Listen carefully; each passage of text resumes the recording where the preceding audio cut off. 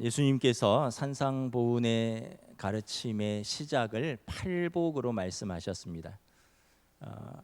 천국 시민의 받는 복이 팔복인데, 근데 이 팔복을 받으려면 그 천국 시민의 그 성품을 이야기하신 것입니다. 심령이 가난한 자, 애통한 자, 온유한 자, 의에 줄이고 목마른 자, 긍휼히 여기는 자, 마음이 청결한 자, 화평케 하는 자, 의를 위하여 박해를 받는 자. 이 사람들이 하나님 나라를 얻고 이 사람들이 천국을 소유하고 이 사람들이 하나님을 본다는 것입니다. 그래서 여러분, 팔복은 천국 시민의 어떻게 보면 성품이죠. 그리고 이런 사람들에게 하나님 나라의 복을 받는다는 것입니다. 그리고 이제 팔복을 마치면서 이제 천국 시민들이 실제적인 삶에서 어떻게 살아야 하는가에 대해서 구체적으로 말씀을 하고 계십니다. 오늘은 세상의 소금과 빛이라는 제목으로 말씀을 나누는데, 설교를 준비하다 보니까 세상의 소금과 빛까지 하니까 너무 양이 많아져서 오늘은 세상의 소금까지만 전하고 세상의 빛은 다음 주에 전하도록 하겠습니다. 주보의 설교 요약에는 다 나왔는데 또 막상 하다 보니까 내용이 또 명절에 너무 길어지면 안 될 것 같아서 오늘은 성도는, 교회는 세상의 소금이다라는 주제로 말씀을 전하겠습니다. 여러분, 우리 13절 다시 한번 봉독하겠습니다. 시작. 너희는 세상의 소금이니 소금이 만일 그 맛을 잃으면 무엇으로 짜게 하리요? 후에는 아무 쓸데 없어 다만 밖에 버려져 사람에게 밟힐 뿐이니라. 너희는 세상의 소금이라, 무슨 말씀일까요? 지금은 우리가 소금이 무엇인지도 알고 있고 또 소금이 꼭 필요하지만 그렇게 귀한 시대는 아닙니다. 얼마든지 살 수 있고 얼마든지 구할 수 있죠. 그런데 고대 세계에서 소금은 매우 귀한 것이었습니다. 그래서 개인 간의 거래가 아니라 국가가 소금을 관리하고 거래하는 데 개입을 했습니다. 오늘날로 말하면 마치 담배나 인삼처럼 전매청, 지금은 우리도 그런 것을 이제 전매청이 폐지됐나요? 그러면서 하지만 지금 국가가 어떤 것들을 관리하는 소금이 그러한 귀한 것이었습니다. 특별히 왕이 신뢰하는 사람들, 또 왕과 국가에 봉사하는 사람들에게 소금으로 보상을 했습니다. 그래서 킹스 솔트, 왕이 내리는 소금, 이게 이제 나중에 월급이 된 겁니다. 셀러리. 왕이 왕에게 헌신하고 국가에 봉사하는 군인들, 또 귀족들, 이런 사람들에게 이렇게 소금을 하사하는데, 이것이 이제 셀러리, 월급의 어원이 되었다, 이런 것을 제가 본 적이 있습니다. 여러분, 소금이 그 당시에 왜 귀할까요? 그 기능 때문에 그렇습니다. 소금의 기능이 여러 가지가 있죠. 소독 기능도 있고요. 어렸을 때는 치약이 많이 없을 때 소금으로 양치질했죠. 그래서 또 잇몸이 약하거나 이러면 소금으로 막 양치질하고 이러면, 소금물로 헹구고 이러면 잇몸이 좀 튼튼해지고 세균들이 죽고 이런, 그래서 소금이 어떤 소독의 역할도 하고 여러 가지가 있는데, 소금의 대표적인 기능은 그래도 방부제로서의 부패 방지 기능과 또 조미료로서 맛을 내는 기능입니다. 여러분, 첫째, 방부제로서의 부패 방지 기능이 있죠. 지금도 그렇지만 유대인들이 살던 그 근중동, 그러니까 중동 또는 근동, 그 이쪽 미들 이스트 또는 이제 그쪽 지역은 매우 더운 날씨죠. 더운 날씨에 음식을 오랫동안 보존하지 않고 이제 부패하지 않고 보존하는 방법은 두 가지입니다. 첫째는 얼음을 뿌려서 냉동을 하거나, 아니면 얼음은 그 자연 상태에서 얻기가 매우 귀했으니까 소금을 뿌려서 이제 부패 방지하고 음식을 보존하는 그런 기능이 있습니다. 요즘은 냉동실, 냉장실 다 잘 돼 있지만 고대 시대에 무슨 냉장고가 있고 얼음을 얻기가 얼마나 어려웠겠습니까? 그래서 우리가 잘 아는 육포는 서양 사람들이 그 육고기를 오래 두고 먹기 위해서 소금에 절여서 말린 것이 육포죠. 또 고등어 같은 것도 그 뭐 안동의 간고등어인가요? 안동이 내륙 지방이잖아요. 그러니까 바다에서부터 내륙까지 고등어를 유통하려면 이제 소금에 절여서 이렇게 막 말린 것들을 유통하는 거죠. 이게 이제 뭐 우리가 유명한 안동의 간고등어라고도 하기도 하고, 예수님께서 말씀하셨습니다. 너희는 세상의 소금이다. 이 의미는 뭐냐면 성도가 세상의 부패와 죄악된 세상에서 우리가 정결한 삶으로 그 세상의 부패와 죄를 막아야 되는 기능이 있다라는 것이죠. 우리는 이 세상에 사는 사람들이죠. 우리는 천국에만 사는 사람들이 아니고, 우리는 교회에만 사는 사람들이 아니라, 우리는 이 땅에 발을 딛고, 그리고 이 땅의 사람들과 교제하고 그 사람들과 함께 일하고 그 사람들과 함께 살아가는 사람들입니다. 우리가 세상과 절연하고 사는 사람들이 아니에요. 고립된 사람들이 아닙니다. 우리는 세상 한가운데 삽니다. 그런데 세상에 동화되지 않고 오히려 세상을 변화시키는 책임 있는 존재로 살아가야 한다는 그 뜻입니다.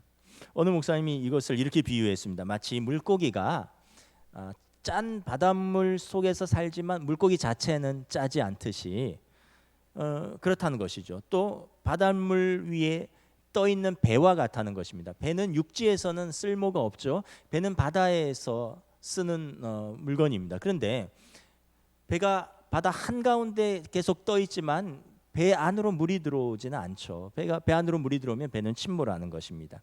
이것이 성도의 삶의 모습이라는 것입니다. 우리가 부패하고 죄악이 관영한 이 세상의 한가운데 발을 딛고 살지만, 우리가 이 세상에서 동화되고 같이 썩어가고 같이 부패되고 같이 죄로 물들어가는 삶이 아니라, 우리는 이 부패하고 썩어져가는 이 죄악된 세상에서 방부제 역할을 하는, 소금과 같은 역할을 하는 삶을 살아가야 하는 책임이 있다는 것입니다. 만약에 여러분 직장 안에서 이러한 진실한 성도 크리스찬이 있다면 그의 정결한 삶을 보고 주위 사람들이 새로운 도전을 받기 시작할 것입니다.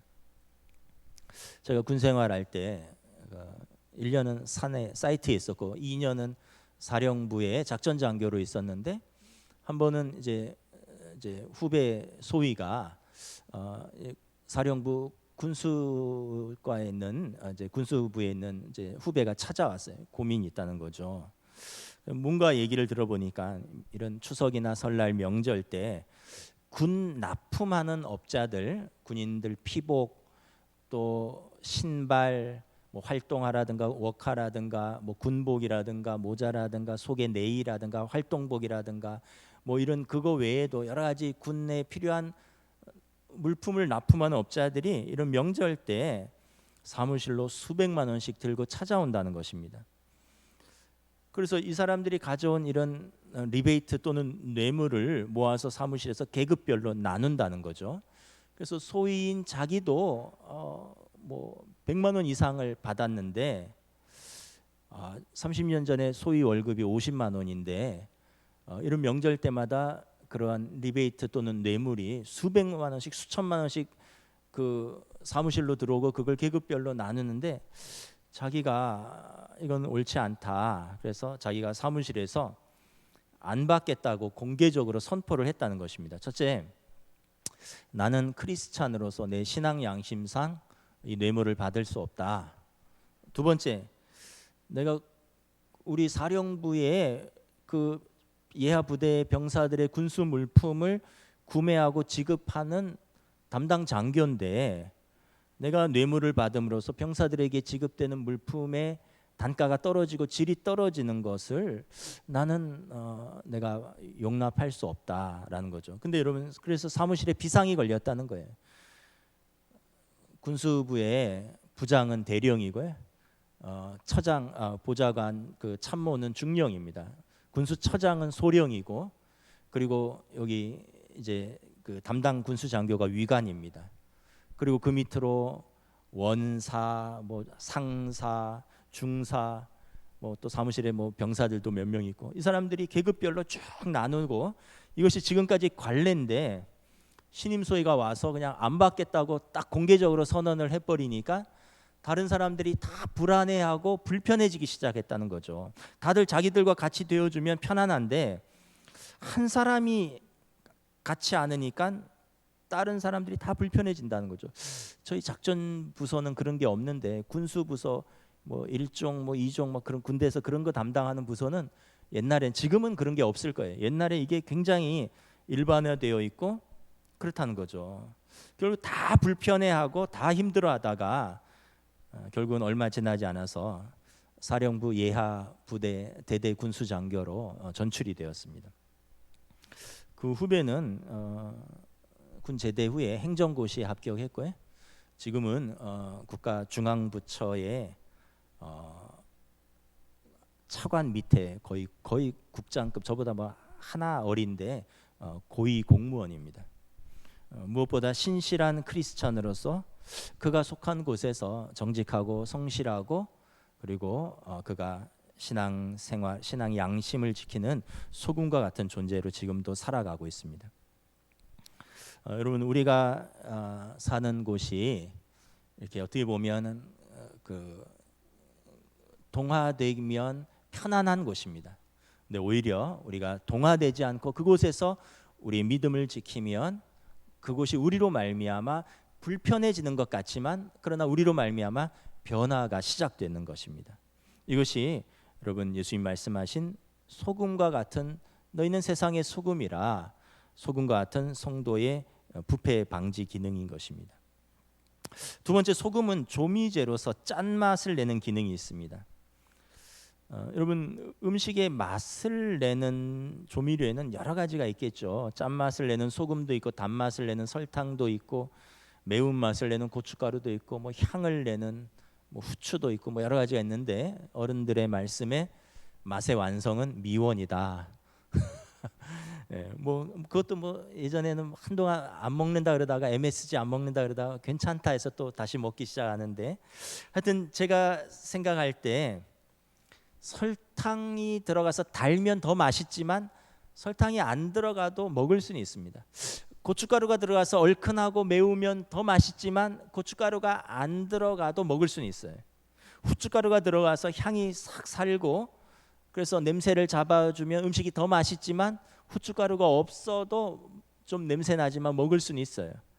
그런데 소금이 들어가지 않으면, 그래서 간이 맞지 않으면 참 음식이 맛이 없고 먹기가 힘듭니다. 여러분, 예를 들어서 소금이 안 들어간 김치를 생각해 보세요.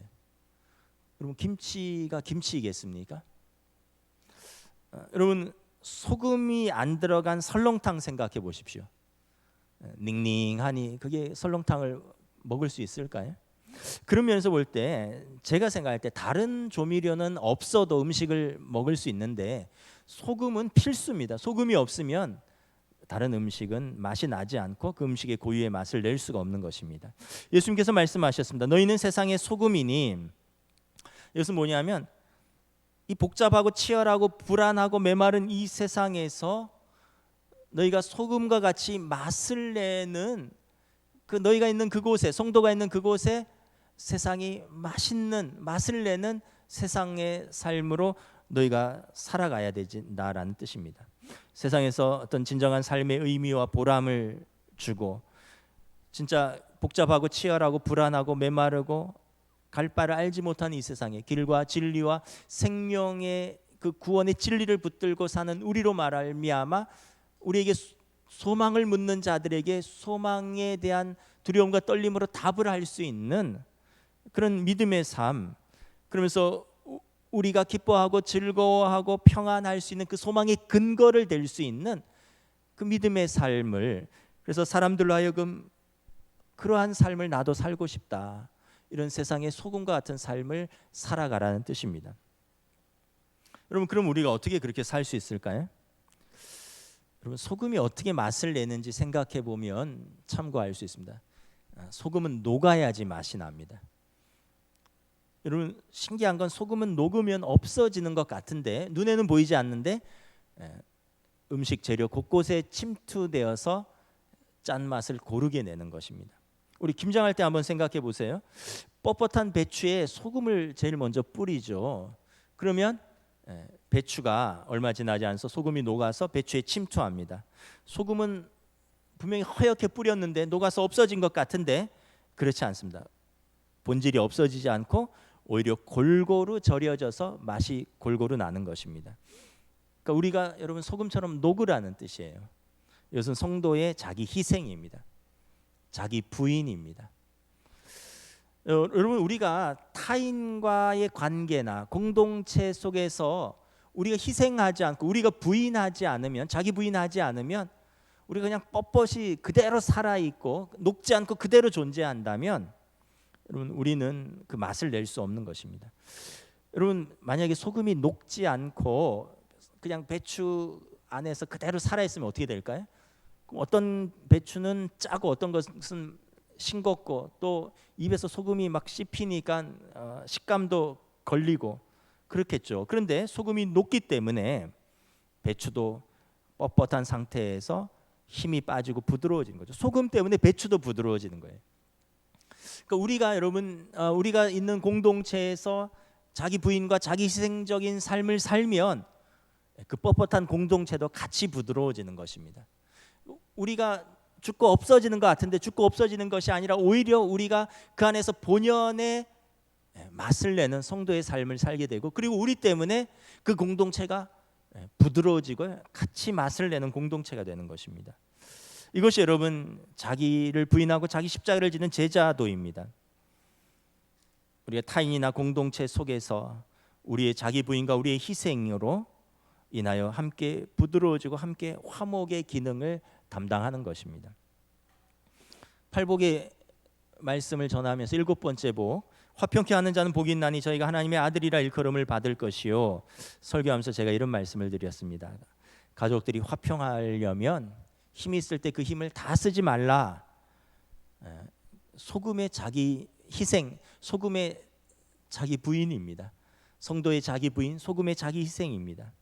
추석 명절 연휴 기간입니다. 흩어져 있던 가족들이 또 부모님 댁에 또는 뭐 형제들이 함께 모여서 즐거운 시간을 갖죠.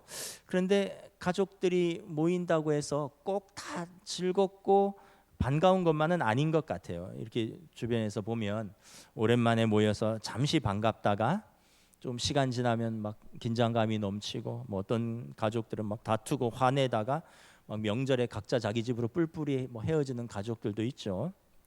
참 신기한 거는 분명히 어렸을 땐 그런 갈등이 없었어요. 어렸을 때는 다 한 부모 밑에서, 물론 좀 다툼도 있었지만 형이고 동생이고 누나고 언니고 동생이었습니다. 그런데 각자가 결혼해서 분가하고 각자의 가정을 이루면서 이상하게 형제 간에 남매 간에 자매 간에 이상하게 멀어지고 또 갈등이 생겼습니다. 이유는 뭐냐 하면 우리 자아가 점점 더 강해지고 또 우리가 소금처럼 녹아서 가족 안에서 맛을 내지 못하기 때문에 그렇습니다. 배추 위에 뿌린 소금이 녹지 않아서 입에 걸리는 것처럼 분명히 가족인데 그냥 다 살아 있어서 서로가 서로에게 걸림이 될 때가 있다라는 것입니다. 여러분 잘 기억하십시오. 소금은 녹아야 음식에 침투해서 제맛을 내는 것입니다. 이것이 여러분 제자도이죠. 자기 부인 그리고 소금의 자기 희생입니다. 여러분들의 가정을 화목하게 지키고 세워가려면 소금처럼 녹아져야 됩니다. 그래야지 그 맛이 나는 거죠. 여러분 추석이니까 요즘 추석 풍경도 많이 바뀐 것 같아요. 뭐 공항이 미어 터진다 그러잖아요. 뭐 가족들이 아예 해외로 나가고 뭐 이렇게. 그런데 한 가지 부탁드리는 것은, 그러면 성경에서 내 부모를 공경하라라는 의미가 무엇인가를 잘 생각해야 됩니다. 율법에서 히브리의 그 토라에서 말하는 내 부모를 공경하라라는 의미는 뭐냐 하면 늙으신 부모를 돌아보고 돌보라는 의미입니다. 그래서 평소에도 그래야 되지만 명절 때 더더욱 경제력을 잃고 연로하시고 또는 병들고 홀로 계신 또는 두 분만 계신 부모님을 돌아보시는 것이 자녀의 도리입니다. 그리고 그분들과 함께 의식주를 자녀된 도리로서 챙겨드려야 되는 것입니다. 여러분 해외여행 가는 거 좋지만 부모님 모시고 가십시오. 자기들끼리만 가지 마시고 부모님 모시고 가시라고요. 이게 여러분 자녀된 부모를 공경하라는 하나님의 말씀에 순종하는 자녀의 모습입니다.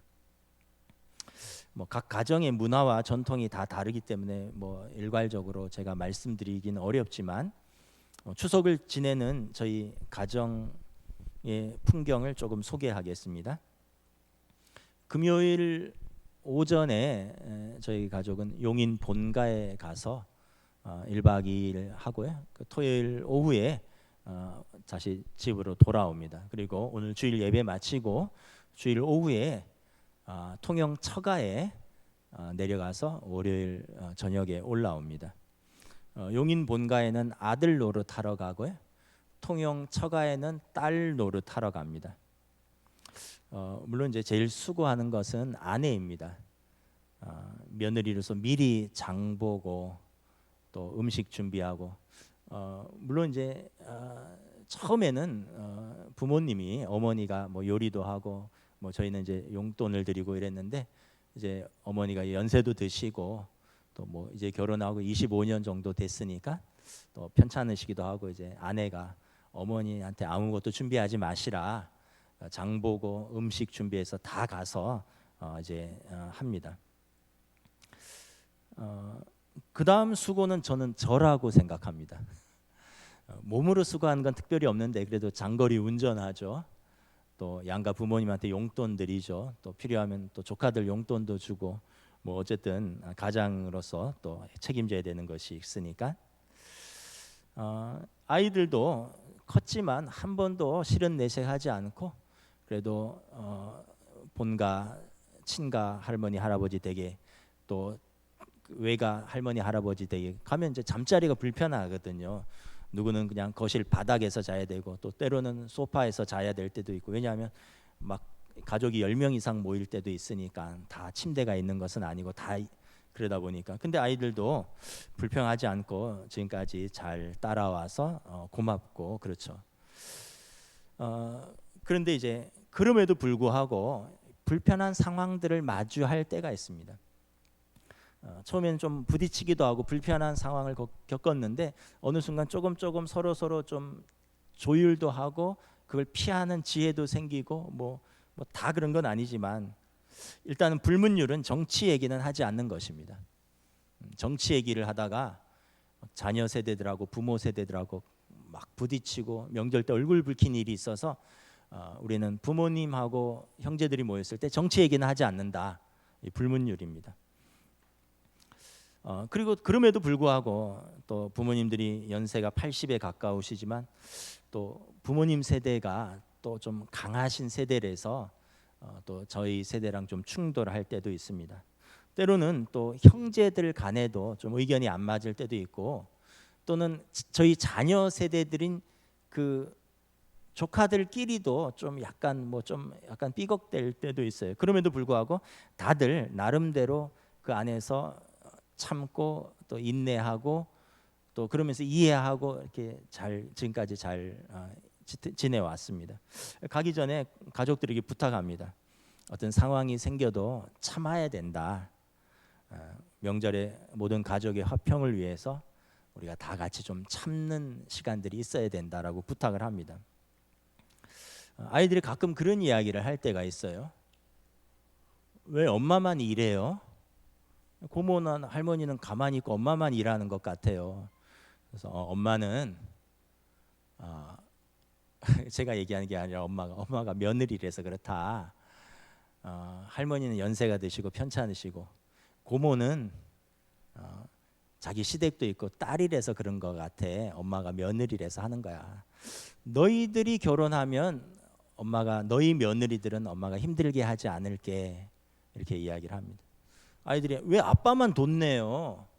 할아버지도 돈도 좀 내고 고모도 돈도 좀 내고 이러지. 아빠가 보니까 대부분 다 돈 내는데 왜냐하면 뭐 가서 모여서 차도 마시고 때로는 명절 때 영화도 보고 막 민속촌도 가고 그러는데 아빠가 입장료 끊고 아빠가 커피 사고 아빠가 영화표 사고 왜 아빠가 용돈도 드리는데 아빠가 거의 다 해요. 제가 그렇게 이야기를 합니다. 아빠가 아들이기 때문에 그렇다. 큰 고모는 선교사고 한국에 없을 때가 많고 작은 고모는 아빠보다 5살 어린데 자기 시댁도 있고 아빠가 아들이라서 아빠가 하는 게 있다. 아빠가 장남이라서 그렇다. 그런데 너희들한테는 그렇게 짐을 지우지 않을게. 너희들은 장남도 차남도 딸도 똑같이 나누어서 했으면 좋겠다.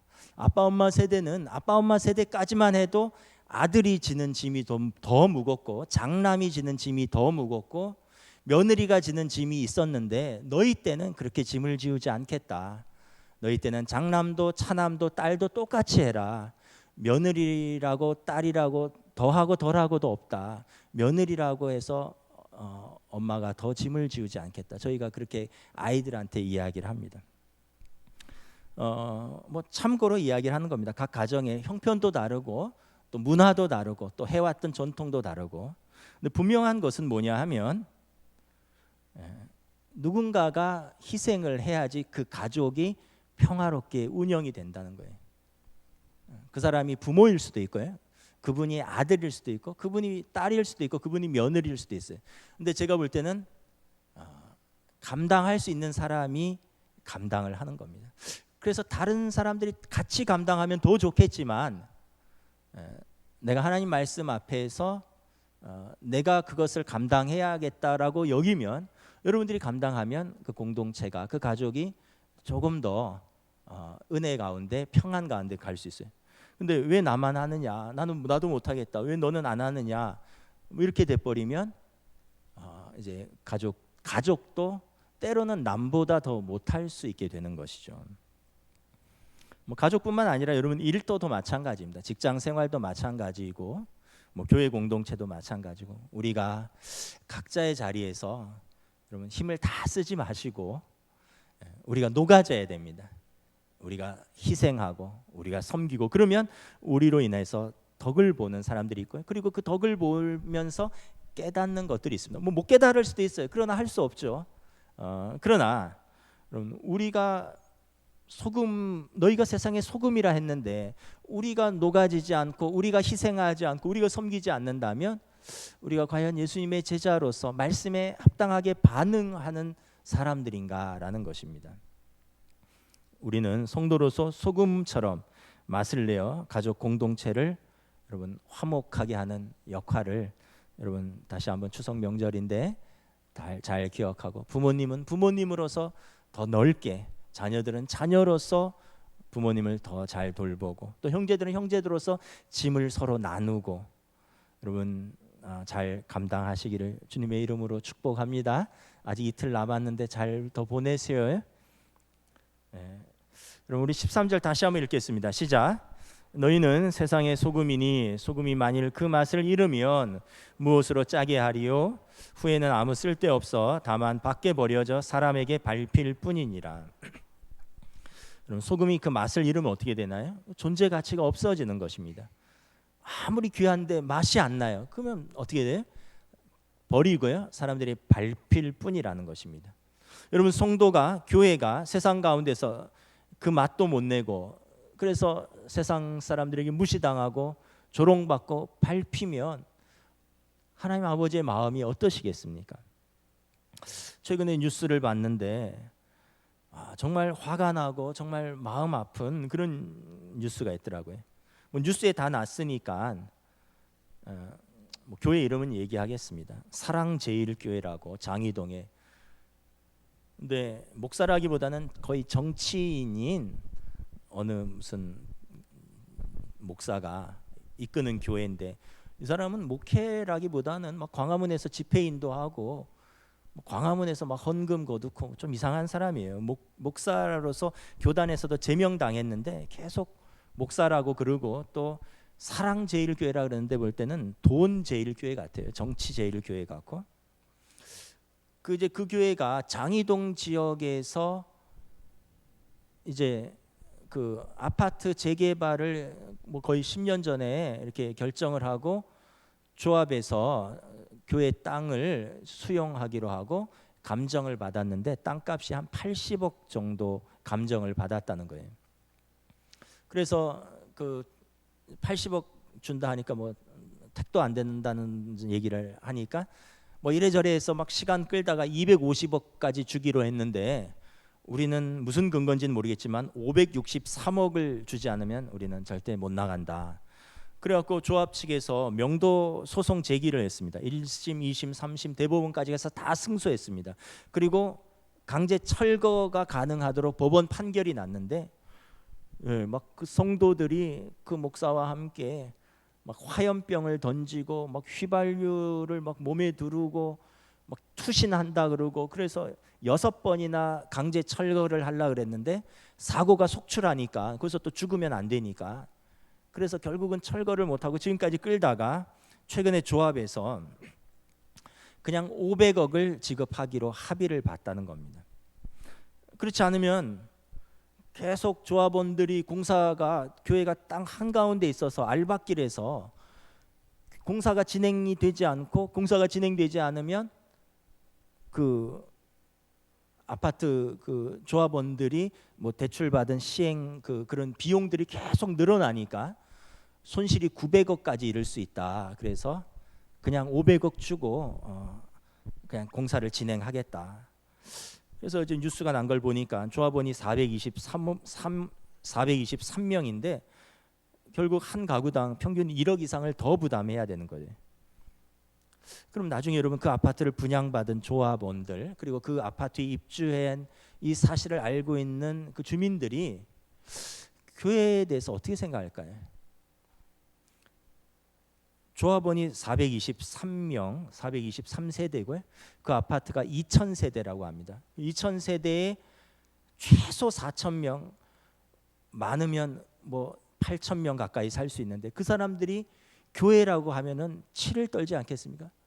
내 재산 1억 원의 손해를 끼친 교회인데 교회가 알박기를 하고 몇 배의 엄청난 돈을 받아낸 것을 은혜라고 막 얘기하고 자기들은 그러겠죠. 그런 교회가 부끄러운 거죠. 세상은 그런 교회 때문에 하나님을 알고 믿기도 전에 담을 쌓아버립니다. 그리고 신앙이 연약한 분들이 그런 교회를 보고 하나님을 오해하고 그런 사람들 때문에 교회를 떠나는 것입니다. 성도가 교회가 그 부르심과 존재 의미를 잃으면 땅에 버리워져서 사람들의 발에 밟히는 신세가 될 뿐이라는 것입니다. 그래서 예수님께서 우리에게 당부를 하셨습니다. 하나님께서 어떤 교회와 성도를 찾으시겠습니까? 우리 16절 다시 한번 16절입니다. 16절 한번 읽겠습니다. 시작. 이같이 너희 빛이 사람 앞에 비치게 하여 그들로 너희 착한 행실을 보고 하늘에 계신 너희 아버지께 영광을 돌리게 하라. 사람들은 하나님을 잘 몰라요.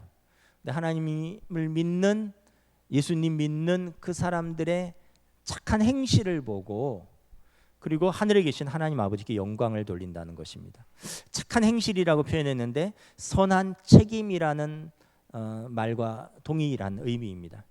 성도가 교회가 그 부르심 받은 삶의 현장에서 공동체의 선한 책임을 지는 그런 성도와 교회로 설 때 이것이 하나님이 찾으시는 교회이고 세상이 찾는 교회라는 것입니다. 저와 여러분들의 이웃과 여러분들의 가족과 여러분들의 직장과 우리가 사는 이웃들 사이에서 막 이기적이고 또 탐욕스럽고 죄 가운데 동화되는 것이 아니라 그 가운데서 부패를 방지하는 소금의 기능 그리고 소금처럼 화목하게 하는 그 역할 그리고 우리가 갈등과 분열과 아픔과 상처가 있는 곳에서 자기를 녹이고 자기를 희생하여 그들에게 화목과 평안을 주는 그러한 성도와 교회를 찾으신다는 것입니다. 그리고 세상도 그런 성도와 교회를 보면서 아 저기가 교회인가 보다 저런 사람들이 예수 믿는 사람들인가 보다 라고 그들이 하나님께 영광을 돌린다는 것입니다. 우리가 참 반성할 것이 많이 있습니다. 먼저는 지도자들인 또 우리 목회자들이 제일 먼저 반성해야 되고 더 나아가서는 또 우리 성도들 개개인들이 우리가 세상 속에서 소금의 맛을 내고 있는가, 소금의 역할을 감당하고 있는가. 그래서 우리 가정에, 우리 일터에, 우리 이웃에, 우리 대한민국에서 우리 개개인들이 또 우리 교회가, 한국 교회가 하나님께 영광을 돌리며 세상 사람들에게서도 그들이 찾는 그런 교회로, 그런 성도로 서 있는가. 우리 다시 한번 회개하고 돌이키고 또 그러한 모습으로 설 수 있도록 믿음으로 부단히 애쓰고 노력할 수 있기를 우리 주님의 이름으로 축복합니다.